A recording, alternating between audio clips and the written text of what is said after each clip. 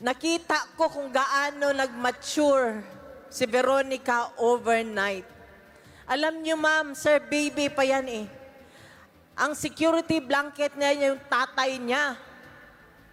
Pero kinidnap nila. Nag-aaral siya dito sa Manila, tinatawagan niya ako, "Ma, wala namang trabaho si Dada. Papuntahin mo na siya dito sa Manila para magbantay sa kanya." Gusto niya yun na nandun sa kanya. Yung tatay naman, ayaw naman niya pumunta ng Manila, ayaw na niya sumakay ng eroplano. "Ma'am, maniwala kayo. Ayaw niya nang magbiyahe. Simple na buhay na lang yan gusto niya. 80 anyos. Kaya minsan ako, hindi ko maiwasan na ako ang umiiyak parati kasi sa bahay ako umiikot eh. Naano ko na yung kwarto, alam ko, wala siya doon. Napilitan ang anak ko na mag-mature overnight. So pagka gusto ng anak ko tumabi sa papa niya, ang tatay niya, sa akin naman ang lapit. Sabihan mo nga yung anak mo na doon matulog sa kwarto niya. Kasi magkaiba sila ng style. Pag si Kitty pumunta sa kwarto ng papa niya, yung kulambo ng papa niya, tinatanggal niya. Tapos yung aircon ng papa niya na 28 ang thermostat, ginagawa niya 16. So kaya, ang papa niya, pag nanonood ng TV sa kwarto niya, pagpasok ng anak niya, sabihan siya, "Dada, matulog na tayo." Wala na siya magawa, patayin na lang niya yung TV, doon na lang siya sa sala nanonood ng TV. So kaya, doble ang sakit ng aking dibdib.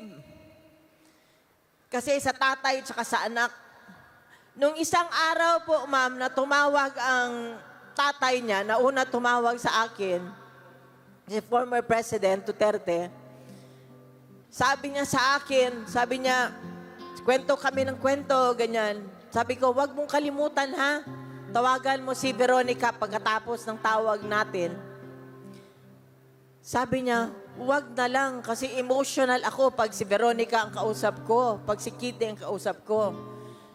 So, sabi ko, "Hindi, ano lang yung pag-uusapan nyo, yung ikikwento niya, yung about kay Mira, yung party nila, yung birthday party nila.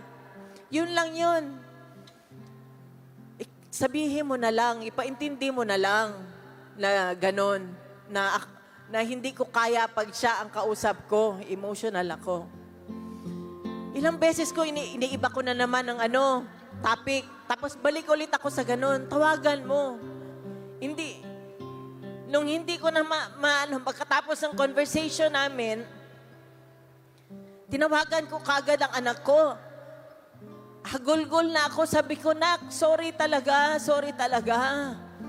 Kasi sabi ng papa mo, hindi daw niya kaya kung ikaw ang kausap niya, emotional daw siya. Sabi niya, intindihin na lang daw natin na siya ang nasa loob." Humagulgol talaga ako ng pinakamalakas na gulgol na nagawa ko. Kasi ako lang mag-isa sa kwarto. Sorry sa anak ko. Pero noon habang nag-uusap kami, sabi niya, "Ma, sandali lang ma, may tawag."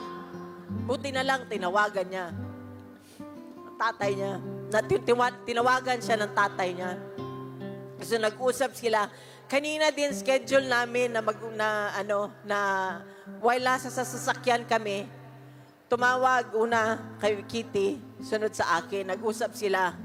Sinabihan siya, "Mag-aral ka." Kinuwento ni Kitty yung kanyang, yung nandun siya sa rally, ginagawa daw niya para sa kanya.